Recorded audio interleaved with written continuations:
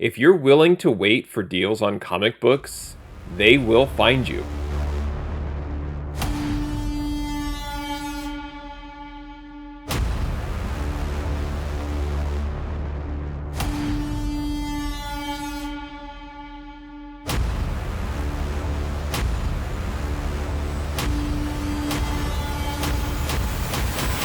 Hey there, today I have an unboxing video, and in this video I'm going to open up an order of comics from a marketplace that ran an auction, and I hadn't purchased from this particular source before, and that source is HipComic.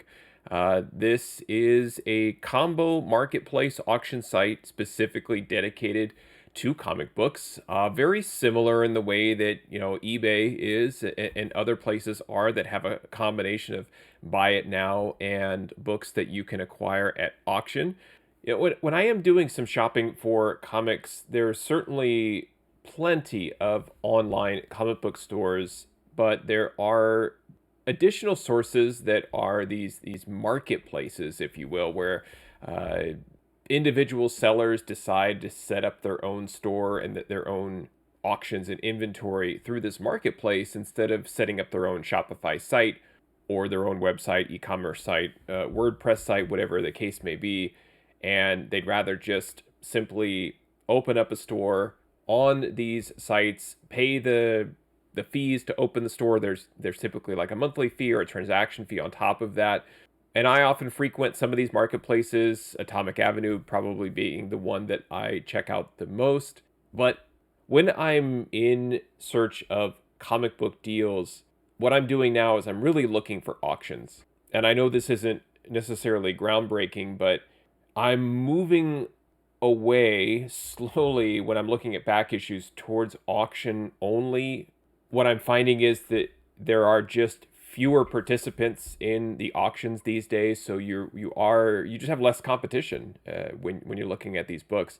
And I'm really picky when it comes to interfaces. And what I've found is that HipComic interface is pretty decent. It does not have a mobile app, but it is mobile browser friendly. So there are times where I'm going through an auction and I'm favoriting items, or I'm watching items, or I have bids on items, and I will step away from the computer and I will have my phone with me, and I'm able to pull up their listings on my phone and engage in those listings in a very similar user experience in the same way that I would on the desktop. So I may not have all of my analytical tools with me, but in a case where I've already done my homework and I've found some auctions that I want to participate in, some items that I want to watch, then I'll already have my max bid put in on the item, and I can use my phone to just kind of watch the auctions, maybe go over a dollar or two if I really want the item. But all in all, it's a pretty good experience. So I want to get to the unboxing. This was from a seller, Quality Comics, and if I remember right, I think I had stumbled across them on eBay and acquired something from them because the name definitely sounded familiar. But there are a few sellers on HipComic that run auctions regularly. I will warn you that just like any other auction, it can become addicting very quickly. I don't want to say is unique about HipComic, but it is something that I am now checking, is that there are auctions daily, and they run. It's not just like items ending all the time like eBay. They're consolidated into these auction sessions. So these sessions are running, and they usually have at least one session running per day. And that session is all from that one seller. So Quality Comics may run a session.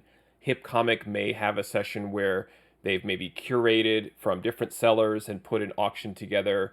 I believe there's another one called like Infinity Comics, and they run a session.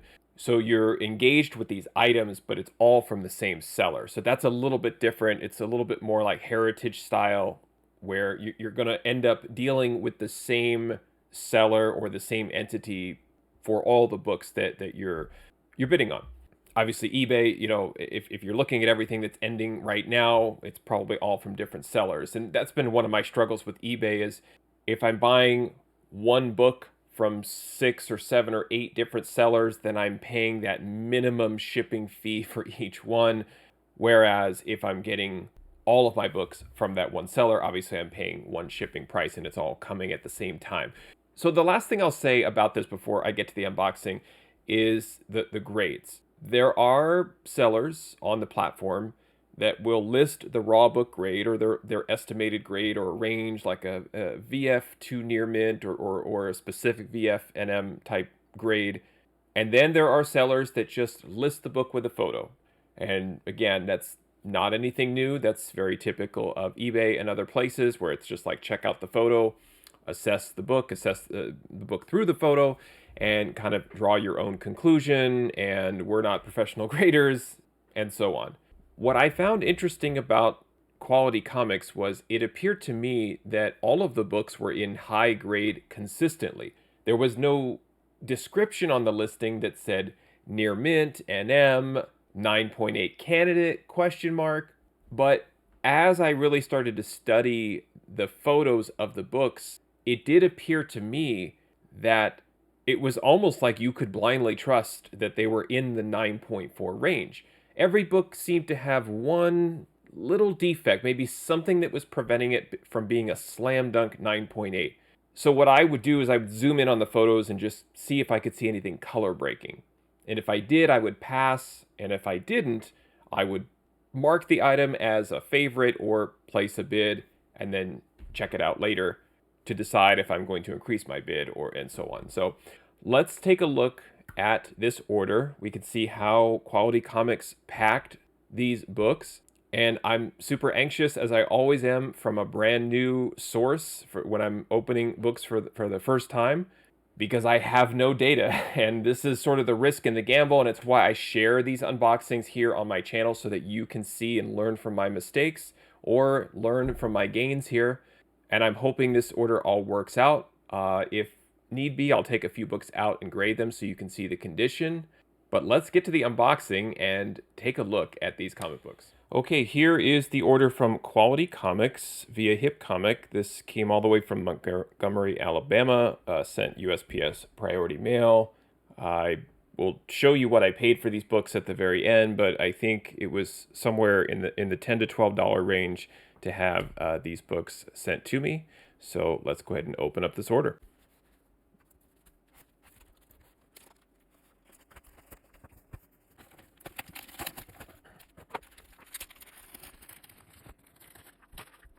Okay, not too bad. The books were sort of taped down to the Gemini mailer, so that was a little awkward, kind of detaching everything from it. But looks to be everything arrived safely. I think they taped it down to avoid it moving around in lieu of bubble wrap. It is what it is. So there was no additional padding around the books. It was just the books, the comic books themselves, with a plastic bag around it, and then that plastic bag taped down inside the Gemini mailer, and that was it. So let's see if the quality and the condition held up. The first book, very timely, Warlock #4, and I definitely invite you to stay through the unboxing to the end where I do the order summary, because I think if again the condition holds up, I really do feel like I got some good deals here. I targeted this, honestly. I did know that Warlock was coming to Guardians of the Galaxy 3, but I didn't know that the trailer would be dropping this week. And Warlock in Marvel Comics, great Bronze Age series to collect, and now even more so because we've actually seen visual confirmation that he's in the MCU, and this I targeted with that great 20-cent cover. So really, really happy to add this. It looks to be in really great shape. It is slightly miswrapped, that's all right, but you can see just sort of the general condition, just a little bit of a corner issue up there, slightly discolored, but again, overall, definitely high grade there. A little bit of a chipping right above the G in group, but happy with this one so far. And I targeted a few other books from the Warlock series. This is Warlock 15. I believe the first appearance of the Ancient Traveler, and we've got Thanos right there on the cover as well. Pip the Troll, Gamora. So I'm really, really psyched to see how Warlock's going to play out on the big screen in Guardians 3. But this one really, really tough in this darker spaced theme background. I definitely see a little bit of a color break there. I tried to avoid that if I could. It was the actual scan of the book as I was browsing the auction. They weren't necessarily just stock images and everything. So I did try my best to look through these, but some of them, like I said, the conditions was pretty consistent. They didn't look super pristine 9.8 candidates, but really, really up there, and certainly all in high grade. The last Warlock book in this order, Warlock 14. So I picked up 3 Warlock books here, and these are actually the first 3 books of Warlock that I have in my collection. So a very nice 25-cent cover. Again, really, really strong spine. A little bit of a color break there. And then another one right there in the yellow. So, if I'm eyeballing this, and I think I've said this before, but I have a 9.0 Bronze Age slab that I kind of use as my guide for like determining, is a book under or over 9, and this does not have as many defects as that 9.0. So we're probably in like a 9.2 potentially, if that's really the only issues structurally that we see. Could make a strong case for a 9.4 if that's it. Obviously, I have to take it out of the bag and check the back. I think for the most part, the backs of the books were relatively clean. I didn't really think they needed a major overhaul or dry cleaning. Probably just a basic once-over would brighten these books up. But I just couldn't believe the selection, and we'll keep it going with Supernatural Thrillers number 12. And these were books that I had recently just started tracking with. Again, I'm in the market for 12, 15 centers, Silver Age, 20-cent, 25-cent Bronze Age. I'm just kind of on this kick. I am blaming Comic Citizen who's really influenced me, let's just put it that way, to look at these. And I'm all over them now, and looking at maybe other titles because I'm into collecting the age, especially Marvel comics, more so than specific titles or characters. I'm really, really focused on the early to mid 70s as much as possible. So along with Warlock, Supernatural Thrillers, and other titles of that nature, those are the books that I'm looking at right now. This top corner looks a little rough. So, right there, because I was scanning this as I was talking, and everything else looks really, really strong. Bottom corner looks really, really nice and sharp there. But the top corner, it definitely has some rippling and some corner crunching there that would probably, again, is it a 9? Is it a 9.2? It's probably right around there. That was the consistency that I was seeing with the scans, was like even through my computer screen or my phone, I could immediately tell that they were high grade. It's just a matter of how high. And I think I was settling in. I was hoping for 9.4s, but I was trying to find books that were in the 9 to 9.4 with maybe some pressable defects. At least that was the plan. I also picked up Supernatural Thrillers number 11. And this one looks to also be a strong copy. Could maybe benefit from a little bit of a clean right there. It's just some dirt around the edge of the price. But again, just really, really nice structurally. One color breaking spine tick right there. But corners on this one are really, really nice. I mean, this is just right. It's just playing right into my wheelhouse right now, which is high grade, older books, non-keys. I just feel like that's really what I'm in the market for right now, and I'm having such a great time finding these. The last Supernatural Thrillers number 8. This one was pretty poorly miswrapped here, as everything kind of starts to fold and line up here as we get to the top. But again, structurally, really, really strong copy. This is actually probably protecting it. I see a little spine tick there, but it's not color breaking, so not too bad. But this looks to be an excellent copy. Just wow, really, really great. So very, very pleased to add those Warlock and Supernatural Thriller books. Now, all of them weren't Bronze Age. This one is The Vision and Scarlet Witch. This is from 1985. This is their second series. I had this book and I tried pressing it, and I did okay with the press, but even after the press, just noticed that there were some other defects on the book that would prevent it from getting a 9.8. And this one looks really, really nice. Very, very nicely wrapped. Spine looks to be in really, really great shape, especially in here. Nothing along the cape, nothing down here. Corner really strong. Wow, very, very impressed so far with this order. Tremendous. So I'm going to have to rebag and board these because they did put the sticker on each one. Here's Storm number 1. I picked this up as a fan of Storm.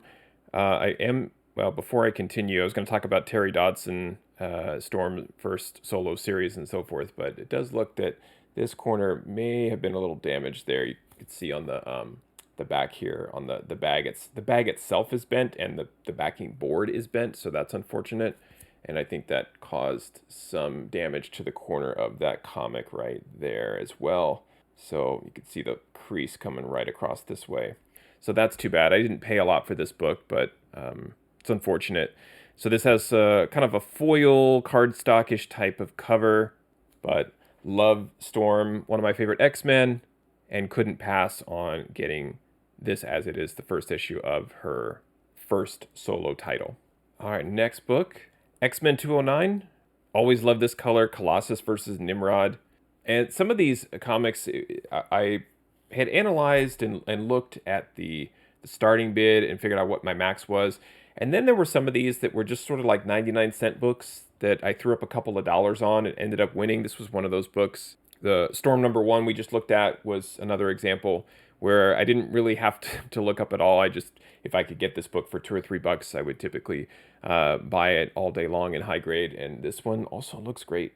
Really looks great. A little bit of softening on the corner, but maybe a little bit of cleanup here near the price. But strong, really nice. Up and down the spine looks good. Corner sharp, nicely wrapped. So yeah, just very, very, very happy with these. Next we have X-Men 257. If you're collecting all things Psylocke, then this is something that you want to look at. We've got a great Jim Lee cover here. And again, just gorgeous.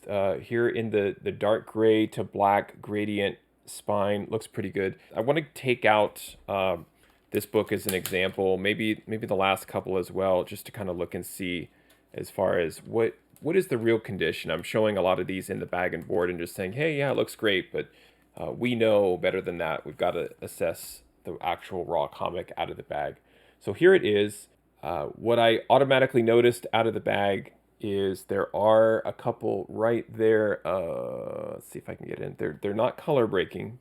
Yeah, very hard to pick up, very faint. Non-color breaking ticks, but just gorgeous. Look at that corner, super sharp. Wow, very, very nice. Just a slight bit of a problem there near the staple right in there. You can see it just pulling paper a little bit, just a tiny bit. Corner, super, super sharp, very, very glossy. Wow. I'd have to examine that issue next to the staple. It may be okay. It might be fine. It may just be the staple actually going through the paper is what I'm looking at. I'm just assuming there's going to be problems. This could very well be a 9.8. I think in a worst case, maybe a little bit of a ink stain right there.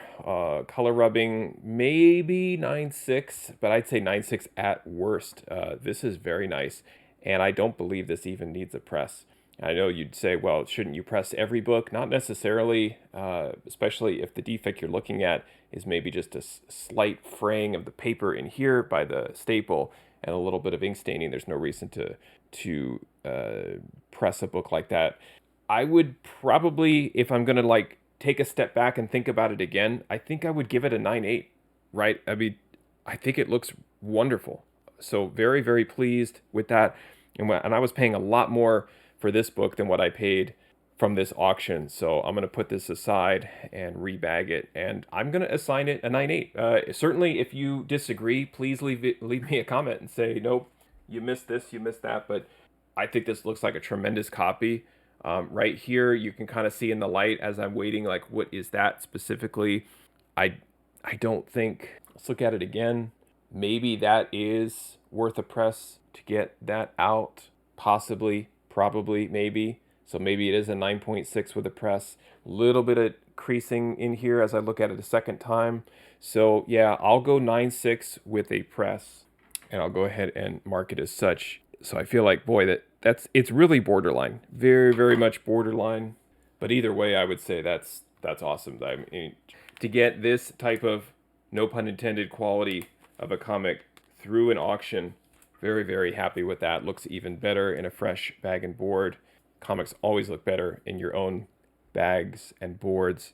So there it is, X-Men 257. Awesome.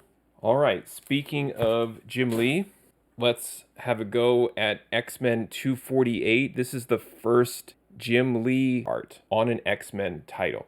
This book, maybe I think even going back to when this was released, and you're thinking about like Wizard magazine, this was like always like a kind of like before speculation, before there was speculation, like hot books and hot comics.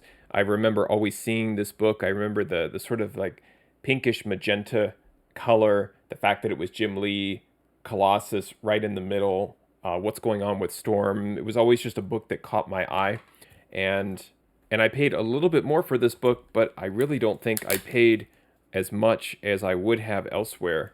And I want to take this out of the bag and board as well, because this one, along with the next book, I think were probably the two of the more important books that I wanted to pick up.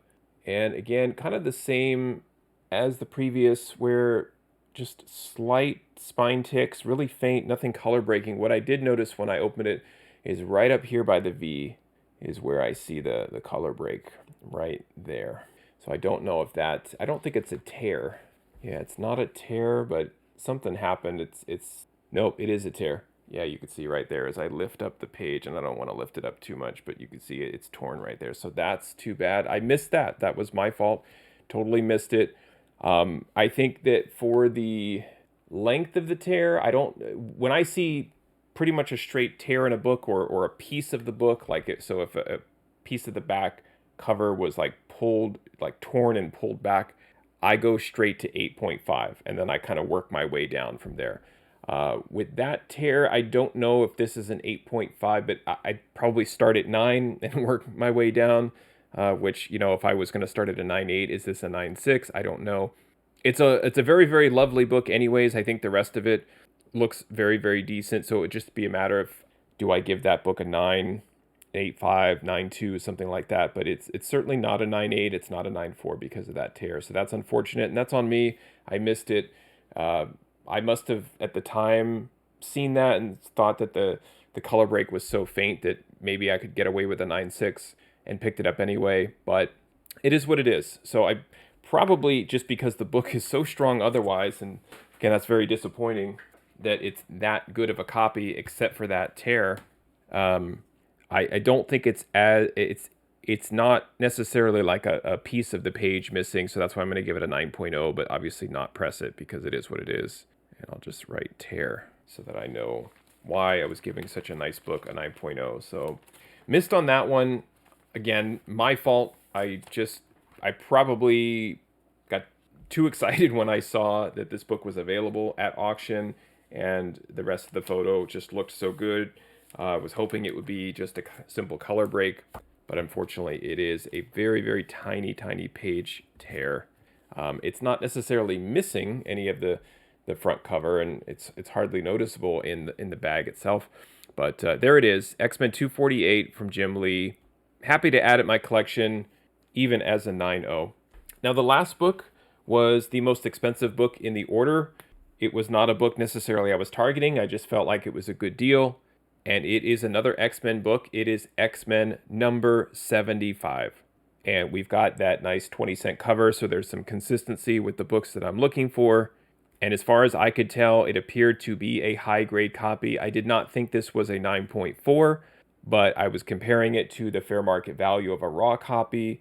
And again, just considering it to be high grade in general, and picked it up. But let's open it up and see once and for all what the defects are on this one. So I would say from a presentation color perspective, it definitely looks like it's retaining its original colors.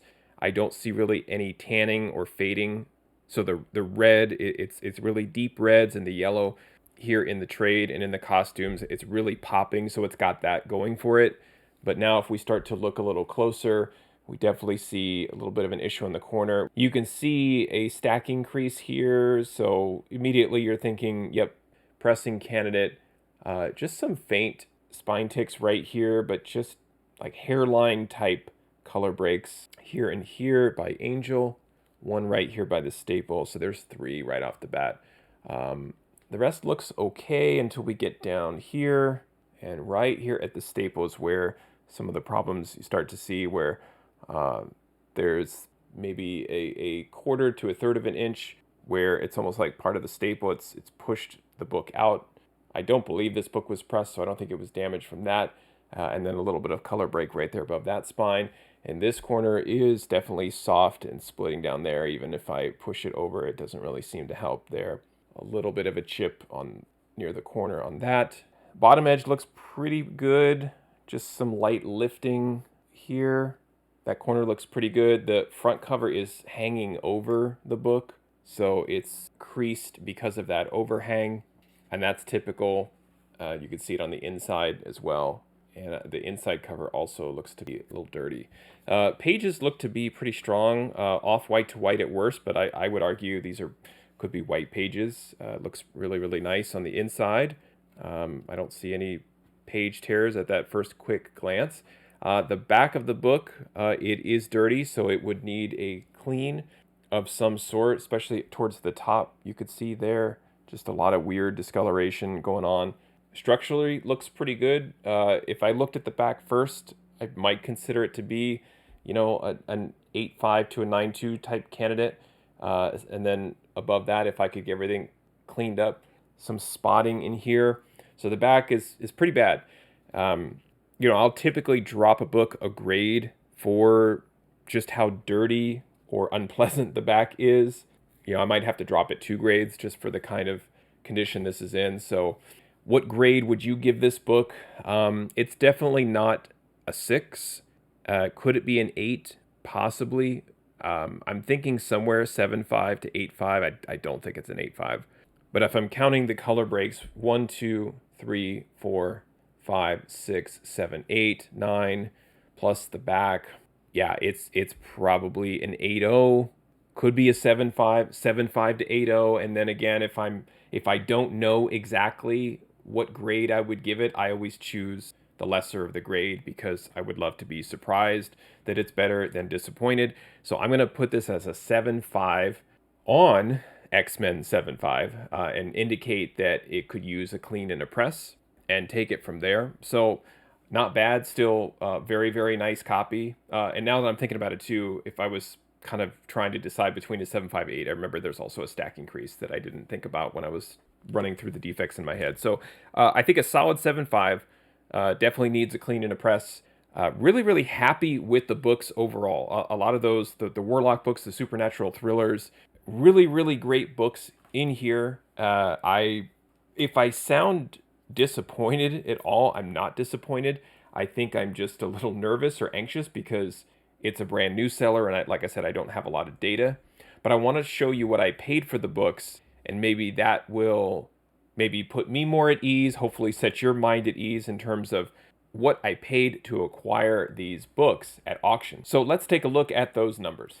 All right, here is that order that I placed with Quality Comics through HipComic, placed on November 27, 2022. So that was the other thing, was they shipped out these books fast. I paid for them fast, and they turned this right around. I waited for their entire auction to end, and then as soon as everything ended and everything was closed up, what was nice is you don't have to wait for an invoice. Everything through HipComic just showed up right away in my account on the website, and I was able to go in and process and pay for that order immediately. And the very next day, I think Quality Comics picked it up and put together the shipment, and it was received a few days later, 3 or 4 days later. So really, really awesome experience from the buying to the receiving of the books. So now it's time to look at the actual cost and compare it to values. And these books in total, I was invoiced $121.47. It was $10.25 to ship these books to me, which I think was fair. There was also no tax on this. I did notice that This seller, it was a no tax auction, and there was another auction that I participated in that I also would like to unbox soon and kind of show you in comparison. Again, it's all run through HipComic, but it's always the individual seller. It's the individual store entity, just like Atomic Avenue when I talk about Professor's Comics or somebody else that I buy from regularly. I'm dealing with that individual or that individual store or person or entity or team, and not necessarily the platform itself. The platform is just kind of there for any sort of general customer service and things of that nature. But I do want to compare this to another auction where I did have to pay tax and shipping. So anyway, for each of these books, I want to take the $10.25 and distribute that across all of the books. And then if I am able to do that accurately, then the total for the total for these 12 books should add up to my invoice, which it does, $121.47. And that helps me track the true cost to acquire the book. Now, if I'm comparing these raw to the raw fair market value, and we look at column AA, I added $172.53 of value to my collection by acquiring these books. Now, the fair market value is provided by Cover Price, and I do look at either the near mint value of the book raw or another applicable value like the most commonly graded value to determine the actual fair market value. And if you're confused by that, I am too. But in any case, it's what I'm coming up with to represent the true fair market value for what I would consider to be high grade. Now, what's interesting to me is that all of these books were a positive value add, which is fantastic. I was actually quite surprised. And still, I want to get back in here as soon as possible and officially grade all of these books, because I think they're all going to grade out very, very well, very positively. Fingers crossed that I didn't overlook any other page tears. We'll see about that. But I'm really, really stoked, really happy about this. The bigger winners here from a raw value add, Warlock number 4 is a great example. According to Cover Price, that book in a high grade is a $50 book, which is amazing if that's true. I trust Cover Price. They're not always 100% accurate to the penny, but they give you the kind of the ballpark general idea. And if we're in the ballpark of $50, even if we're at $35, I only paid $4.60 for that book. That is awesome. From 1973, I got it for, I would argue, less than what you would pay for a brand new modern book. And I'm just kind of beside myself right now. I was really, really happy to snag that book. That was the big winner for me there. And if we look at some of the other older books, the Supernatural Thrillers number 8 from 1974, over a $25 value add, it cost me $11.63 to pick up that book. Here are the other two Supernatural Thrillers. Number 12 was a bigger value add, $16.88. I paid $9.12. I paid a little bit more for 11, and it was worth less, but I still felt like I wanted to grab both of those. The scans of both looked really, really strong, had a lot of potential there. Only a $4.91 value add, and I say only, that's still great value from a raw book perspective, basically getting all of these books on sale or at a discount. X-Men 75, I want to talk about that one. Again, high grade, $56. Am I scanning that? Am I putting it on eBay? What does everybody think when they look at that book or look at the scan or they look at that 7.5 that I gave it? Is it a $56 7.5? Maybe not, especially those later X-Men's before Claremont comes on. You know, they're reprints. They're not necessarily keys per se. Great collectibles. A lot of folks collect those X-Men just to kind of fill out runs. So, you know, there's still some value in that, but maybe more like a $25 or $30 book. And maybe I did overpay a bit at $36.85. But looking at the Cover Price value, a value add of $19.15. Vision and the Scarlet Witch, I paid $7.03. That's a $24 book in high grade, $16.97 of value added there. And the other books as well, $6, $7, $8 here.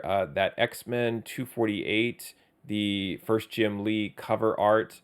It looks like I reached on that one just a bit, $11.35 to pick that up. It's a $13 book, but with that page tear, maybe somebody sees that and, you know, maybe it's a $5 to $10 book, which is certainly possible. So maybe I did overpay a bit for that. But all in all, I still feel like at worst, maybe I did pay fair market value, or I think I got a lot of these at a discount. I keep staring at the Warlock #4. That's super awesome. Now, if I were to get these books graded, it was my assumption, like I said, that I was shooting for books that appeared to me to be 9.4. These were not specifically described as near mint. It was basically look at the photo and you decide. But I tried to only bid on books that looked to me to be around 9.4. So that's the grade that I'm going to assign the books temporarily, just so we can see, do these books have value if I were to send them all to CGC?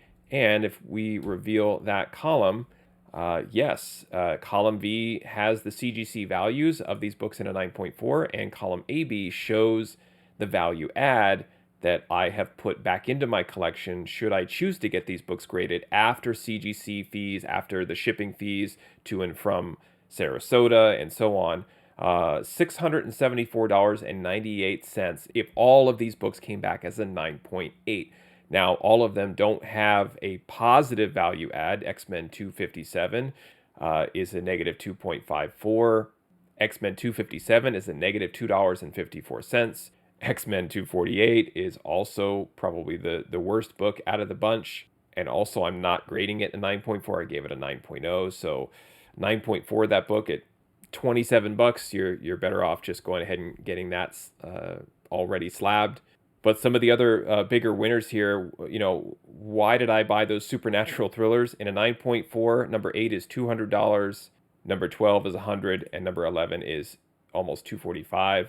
Tremendous value adds on those books. X-Men 75, if that was a 9.4 copy, which we know it's not, it did have a value of $195, which is why I was chasing it, because it did have some value there. And just for fun, let me see if it does have any value at a 7.5.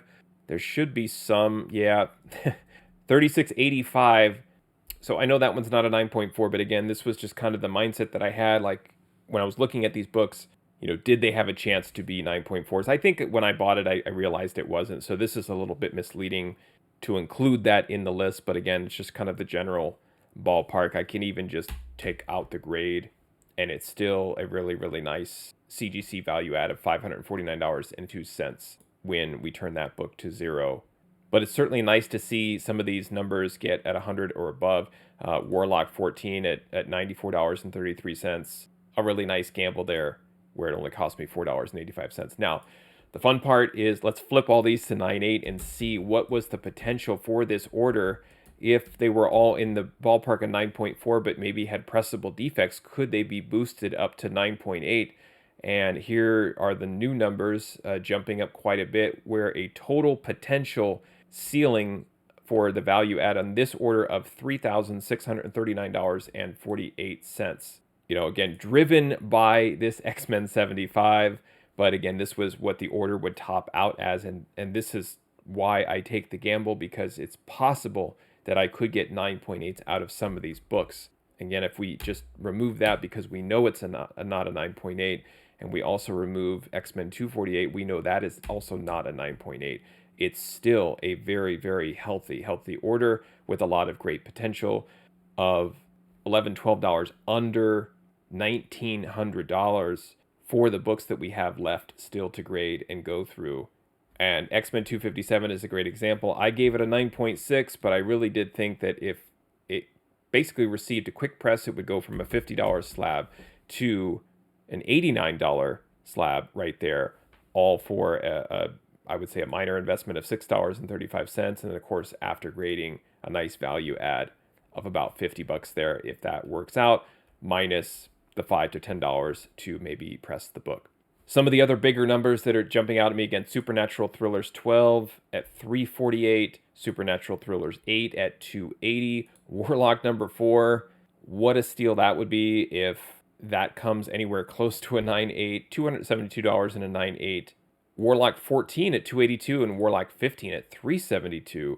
So I can't wait to open those books and grade them.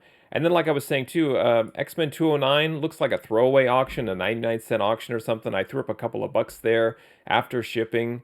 it was $3.10. If that book pops in a 9.8, I have a nice $89 slab there of that book in a 9.8. So that's tremendous. A great value add of $52.71 there. So what did you think? An interesting selection. I would say that these were not necessarily books that I was seeking out. I think I had certainly added titles like supernatural thrillers and Warlock to my radar, to not necessarily a specific watch list of any kind, but I did educate myself, study them, track them, look at prices, look at values, look at the current market, recently sold copies on eBay, and I did sort of download all of that information, but I didn't have them on any sort of post-it note or spreadsheet where I was specifically like trying to hunt those books. And that's what I was kind of alluding at the beginning of this, which is there are a lot of times where you have to build up your awareness so that when you do see comics and you see what they're going for, you recognize that's a deal. You know, we have lots of apps, we have lots of sources for data, but you've got to study the data. You've got to get into it. And spreadsheets are great, and I talk a lot about it, but I can instantly recognize too. When I see that book, okay, now the 20-cent Marvel cover, it means something different to me now. There are certain titles under the 20 cent that are better or worse. These certain titles are not discussed, not speculated on, and there's a lot of sort of hidden value in that regard, or maybe unrealized potential value. So it's really about, yes, finding the data, organizing the data, but then living with it and studying it so that you can recognize those deals when they come on your radar, when they come on your screen in those auctions and you see it. You can know, add it to a watch list, determine your bidding range, determine how much you're willing to spend, look at your budget, and then strike. And the best part is kind of like these order summaries that I look at where I'm like, okay, you know, it ended up being a smart decision for the most part. I'm still kicking myself for the X-Men 248, but I'll get over it. It's still a great book. Even with that little tiny tear at the top, I will get over it. I will move on. But it's all about the preparation. It's about the preparation for when these comics are presented to you, and then you have to make the decision to basically slice up that presentation into those segments to maximize your return. Thank you for watching. Happy collecting, and see you next time.